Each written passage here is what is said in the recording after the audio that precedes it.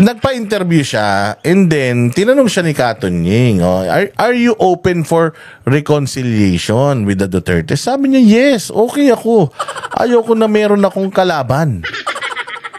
Sa lahat gusto kong makipag-ayos, 'di ba? Sabi niya, naku, magko-confess pa ako dito, may mga pagganun-ganun pa siya. Putang ina, sino ba nag-open ng reconciliation na yan? Ikaw lang namang ugok ka. Kayo lang naman ni Katon Ying, alam naman natin na yung inyong interview, scripted naman yan. Alam mo naman na yung mga itatanong niya. Kaya ang bilis mo sumagot kasi tinan mo, dito, pag media yung kaharap mo, pag tinanong ka, putang ina, para kang natatae. Pero pagka ang tanong sa'yo, alam mo na yung sagot, kumpiyansa ka na sumagot. Ikaw ang nagsabi that you want to reconcile with them. The Dutertes doesn't want anything to do with you. Or doesn't want anything na manggagaling sa iyo. Wala na. Bloodbath na nga ang gusto nung Ali. Oo, all out na yan. Sabi ko nga sa iyo, you are almost out of Malacanang. 3 taon na lang. Mawawala ka na dyan, buwisit ka. Sino pang gustong makipagbati sa iyo? Kung ako si Inday Sara, I am gunning for the presidency this 2028 and I know that I'm very popular now. I'll just maintain it. Ikaw, palabas ka na.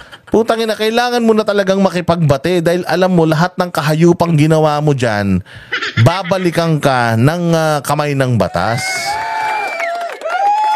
So ang gusto niyang mangyari, putang ina, siya pa yung magpapakipot, siya pa yung magbibigay ng terms. Siya naman yung gusto maipagbati. Tanga ka ba?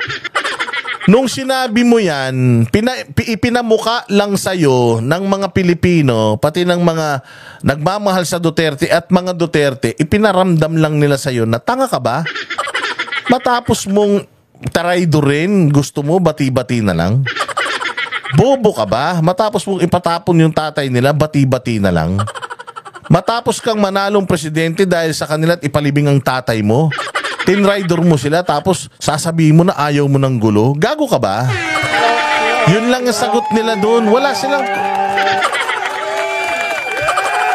silang hinihingi talaga sa'yo. Humihiling lang sila sa'yo. Kasi nga, ikaw ang nag-open up ng kabubuhan na reconciliation na yan. Ang sabi nila, which is alam mo na imposible, para talagang makita natin kung sincere ka, pauwi mo si Duterte. Total, ikaw naman ang nagpadala niyan dun.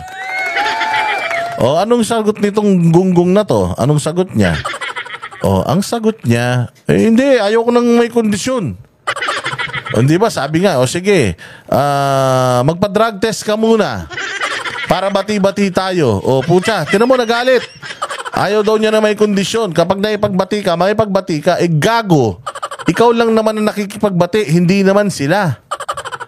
Actually, binigyan ka nga nila ng tasks na alam nilang hindi mo kayang i-perform.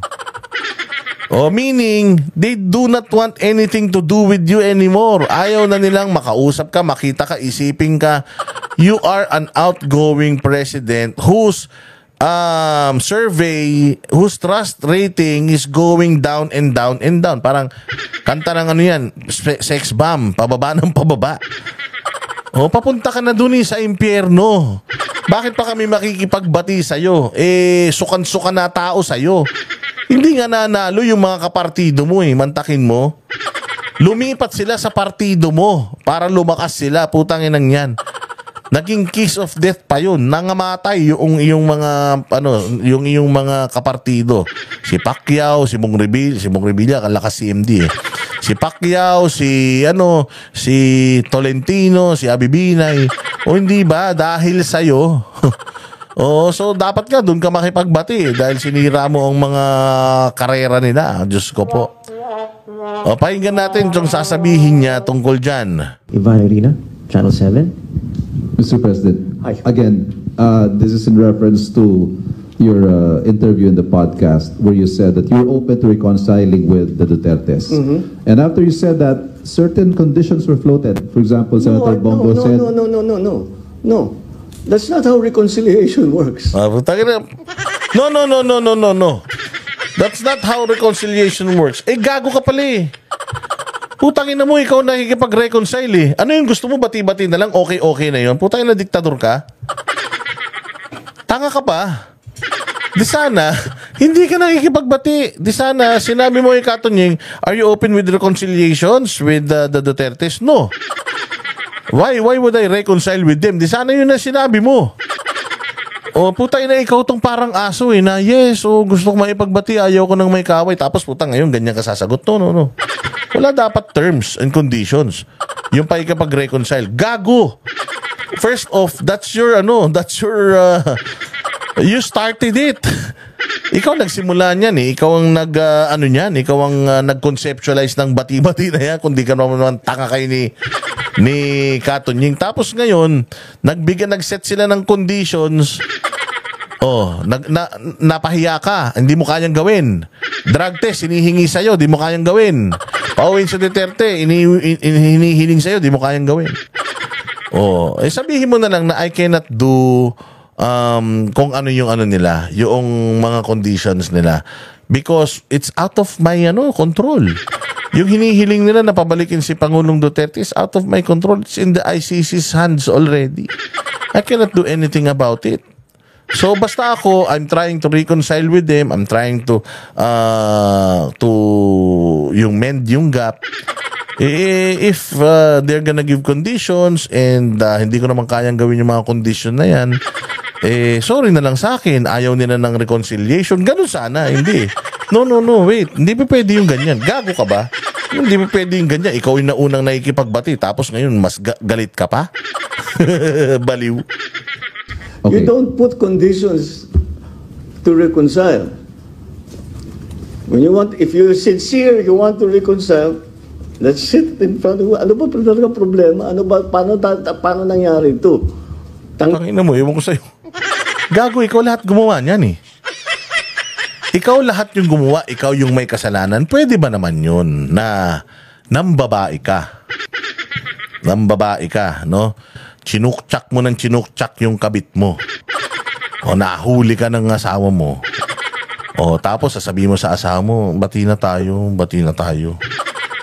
Baka gusto ko makipag-ayos sa'yo. Tapos sasabihin ng asawa mo na, makikipag-ayos ka sa akin matapos ang ginawa mo. Mangako ka na hindi ka nauulit. Hiwalayan mo na yung babae na yan. Tapos sasabihin mo, hindi pwede. Ano ka ba? Ba't ko hiwalayan yung babae ko? Ang usapan lang naman dito, magbati na tayo. Pag ayaw, hindi pa pwedeng nakikipagbati na sa'yo kung ano-ano pa hinihiling mo. Gago. Tangina mo, ikaw may kasalanan eh. Ikaw ang salot eh. Ikaw ang salot sa samahan ninyong dalawa eh. Tapos gusto mo makikipagbati ka, ganun-ganun na lang. Gusto mo okay na yun, okay na, apir-apir na tayo, ganun.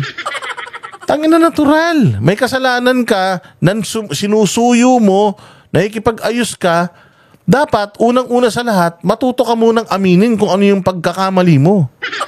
Nakikipag-reconcile ka nang hindi mo alam kung anong kasalanan mo, gago ka. Tangina niyan, anong klaseng tao yan? Klaseng utak meron ka. Tangina, sobra naman ang taas ng tingin mo sa sarili mo, na lahat na lang ng tao tatanggapin yung kabobohan mo. May kasalanan ka, pinatapon mo yung tatay nila, gusto mo ganun-ganun na lang yung bati-bati na lang. Utangin na, diyan mo makikita, hindi talaga sincere itong gagong to sa ginagawa niya sa buhay niya. Hindi talaga siya sincere sa mga sinasabi niya. Itong kupal na ito, kapag may sinabi ngayon, bukas iba na. Puta, iba-iba mood niya. Ewan ko kung anong tama, ano bang tinitira nito. Iba-iba tama niya. Ngayon naman, ang tama niya... tamang siya yung pinakamagaling. Noong nakaraan, yung tama niya, tamang tamang bait. Ngayon, tamang kupal eh. Oo Tanggalin natin ang problema. Pero isasabihin mo, hindi ako makikipag-usap hanggang ibigay mo sa akin ito. Wala pupuntahan na. Wala talaga, tanga. Wala talagang pupuntahan dahil ayaw talaga nila makipag-ayos sa'yo hanggat hindi mo nga nahihit o nare-reach or at least kinokorek yung pagkakamali mo. Unang-una sa lahat, Bongbong, alam mo ba na may pagkakamali ka? Kung wala kang pagkakamali, putang ina in the first place, bakit ka makikipag-reconcile? Gago. Alam mo na may ginawa kang kasalanan, kabalbalan, kaya kayo nag-away. Di ba? Pwede ba yun? Nag-away kayo, wala kang ginawa? So alam mo kung ano yung ginawa mo. I-correct mo yung mga maling ginawa mo. Yun lang naman ang sinasabi nila eh. Kung sa magsyota ng babae ka, paano mo i-correct? Yung ginawa mo, hiwalayan mo yung babae, tapos magpakatino ka na sa relasyon natin. Ganon, hindi pwedeng bati na tayo, tapos sinutsuk-tsak mo pa rin yung kabit mo. Hindi pwedeng ganon, sir. Kung yan ang logic mo, Pangina, no wonder. Oh, no wonder. Walang nangyayari sa bayang Pilipinas kasi wala ka talagang logic. Oo, yung moral compass mo talagang sabog. And that condition Tapos na. That's not reconciliation. Bring That's not SPRE even home na po. that's not even a negotiation. That's demanding. Those are setting conditions. Of course, ganun talaga. When you are at fault and you're trying to mend, you're trying to amend what's wrong. Kung ikaw yung may kasalanan and you're trying to apologize, may consequences yan. At kasama dyan yun na, ikaw ba kaya mo bang mangako na pag nagkabati tayo, hindi ka namang bababae? Hindi ba? Mantakin mo. Hindi pa pwedeng ganyan. Oo, hindi pa pwedeng nakikipagbati na nga sa'yo tapos magsiset ka ng kondisyon. Utang ina, ikaw yung may kasalanan, ikaw pa yung matapang na mag-set ng kondisyon. Utang ina, kapal ng mukha mo. Puta, saan ka nakabili ng tigas ng mukha? Bibili ko. Walang hiya, oh. That, So, ano yung sasagutin ng kabila? Etong gagawin mo, sasagutin mo, hindi, gagawin ko yan kung gawin mo naman ito. Wala nang pupuntahan yun. Tapos na ang usapan. Tapos talaga, matagal na. Matagal na tapos usapan, wala naman nakikipag-ayos sa'yo. May nakita ka bang Duterte na nagsabi na, are you willing to reconcile with Marcos? Puta, nakita mo si Basti, tanungin mo niyan. Putang ina, baka sampaling ka niyan. Si Inday, tanungin mo niyan. Sabi nga ni Inday, di ba? If you're saying sorry, pero sinadya mo yung mga bagay na ginawa mo, hindi pa pwede yung sorry. You have to pay for it.